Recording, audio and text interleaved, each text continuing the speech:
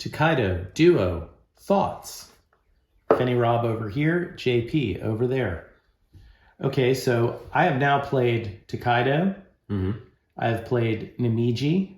Mm-hmm. I played Namiji with the Aquamarine expansion, as have you. Yeah.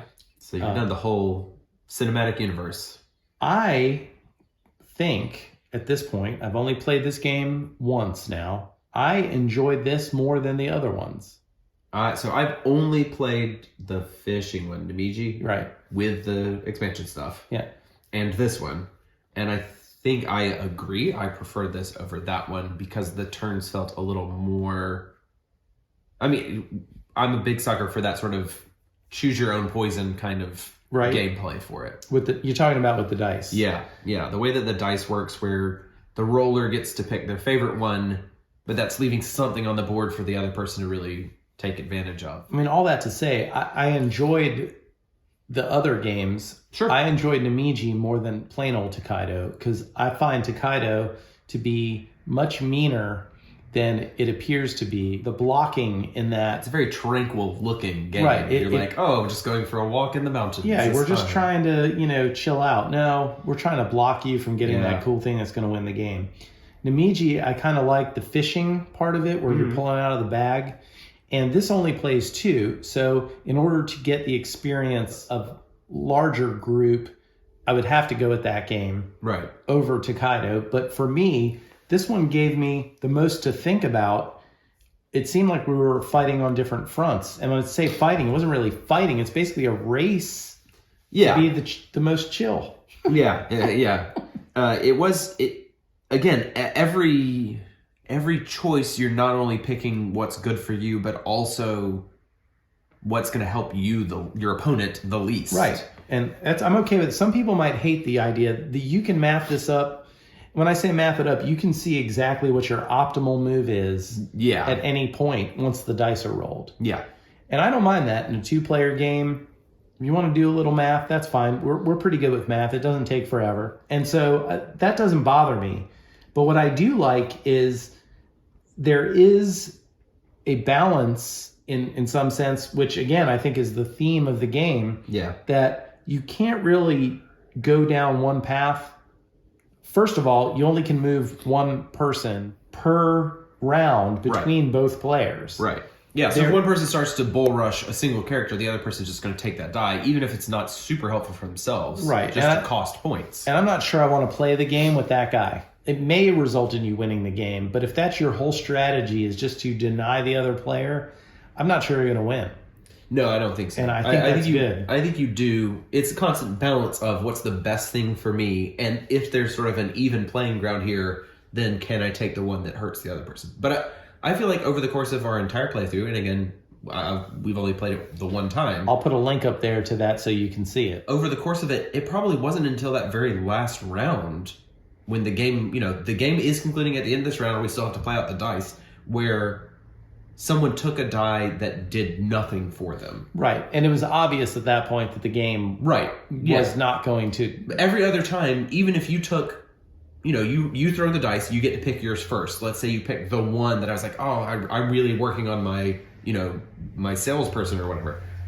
The other 2 options, there was still stuff to do. I can still go uncover my paintings and start working on seeing what's ahead for me, or I can go sell something, or I can, there was always something of value. I feel like very few times did you take the first die and me look at the other 2 going, well, this is a wasted round. Right. There's always something good to do. I think the luck of the dice and the limitations and what your actions could be actually is a benefit in this game. Yeah. Because it actually keeps you from overanalyzing. Yep. You can only do so much. Well, and I said it jokingly at some point while we were playing, but like, when it's your turn to roll, I almost want to just look away from the dice because there's no sense in me knowing, okay, what's my best option here before you've picked yours one. Well, that's smart too because again, it keeps you from doing unnecessary. You could sit there going, oh, I don't know if I get that one, but then you're just waiting to see if the other person takes it or not.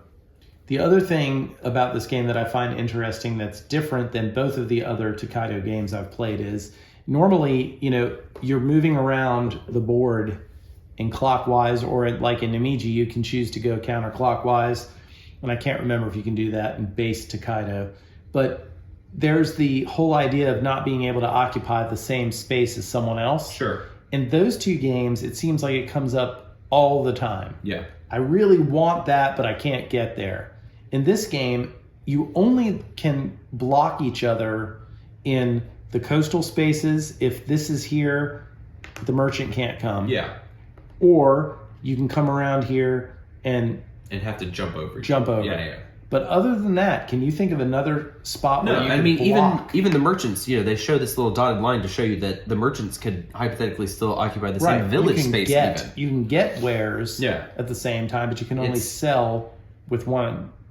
Again, I think there were a couple of times where we either did or discussed the pros and cons of having to jump over another character. But I never felt like I was blocked out from selling. Right. My painter was always able to go where they wanted.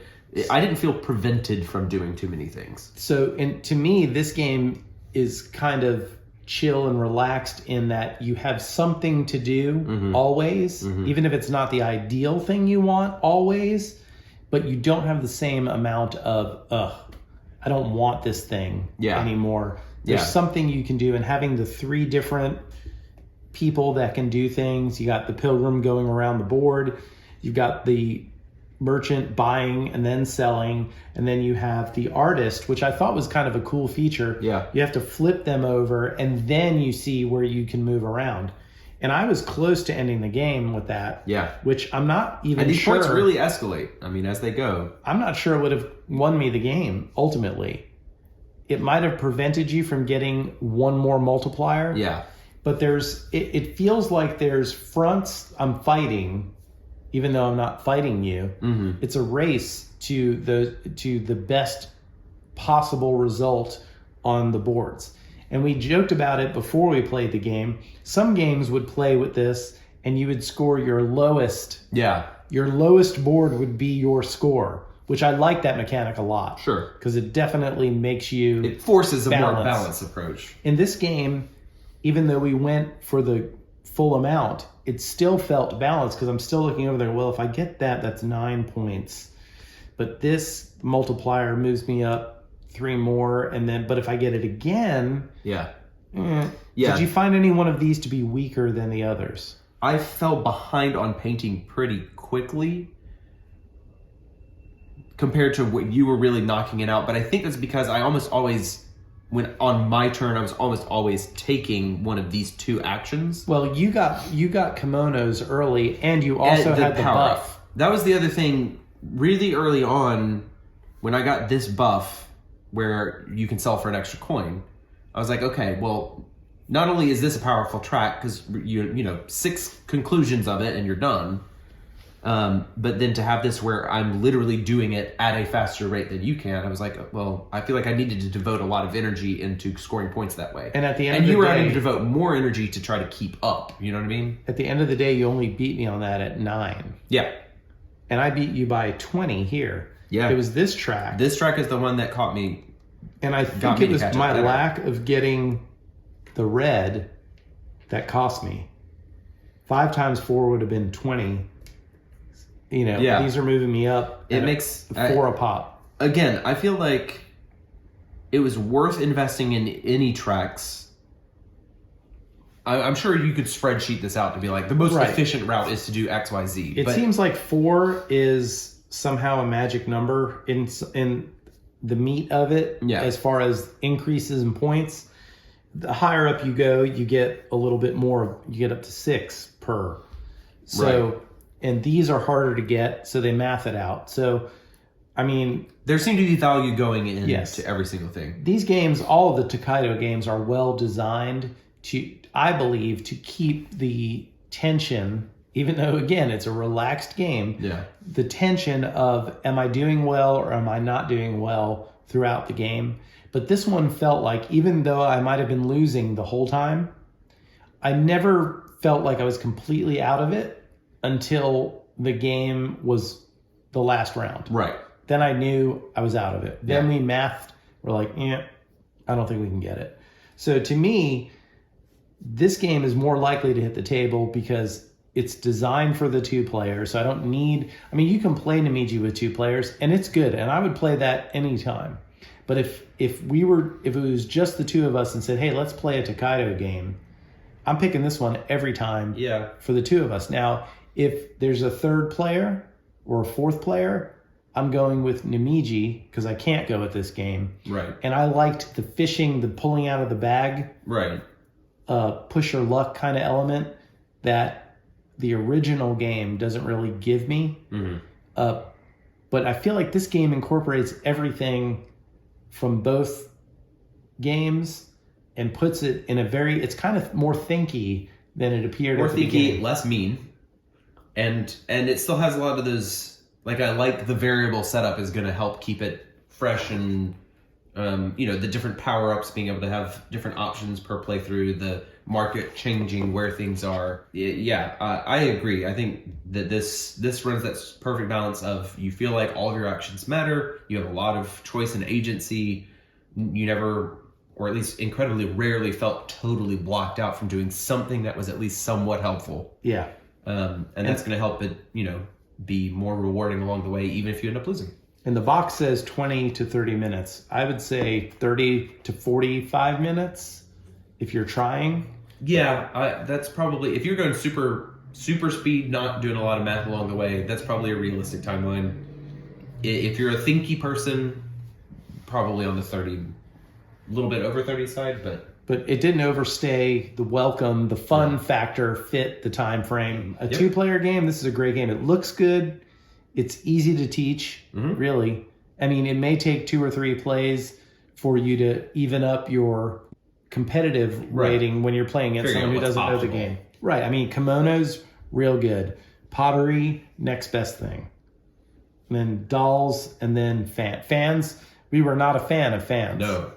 And throw those things aside. And the randomness is actually cool too. Yeah, because these come out and then these are double-sided and give you little buff ups, so you can play the long game by buffing something up. And I do think that actually helped you in the game. Well, that's what I wondered. Put pressure on me for when the third one was sitting here for a long time. I actually didn't want to take it either because of the possibility that you would take this buff off of me. Because once these emptied out, I hadn't even thought of that, but that's the whole time I was afraid of taking and avoided taking the third buff because I was like, as soon as it's gone, you could have taken that off of me, and I was worried that was going to get me. Yeah, that was good. Well, anyway, that's our thoughts about Tokaido Duo, and thank you for watching. Please like this video, subscribe to the channel, watch our playthrough. I'll put another link at the end of this, and that's it.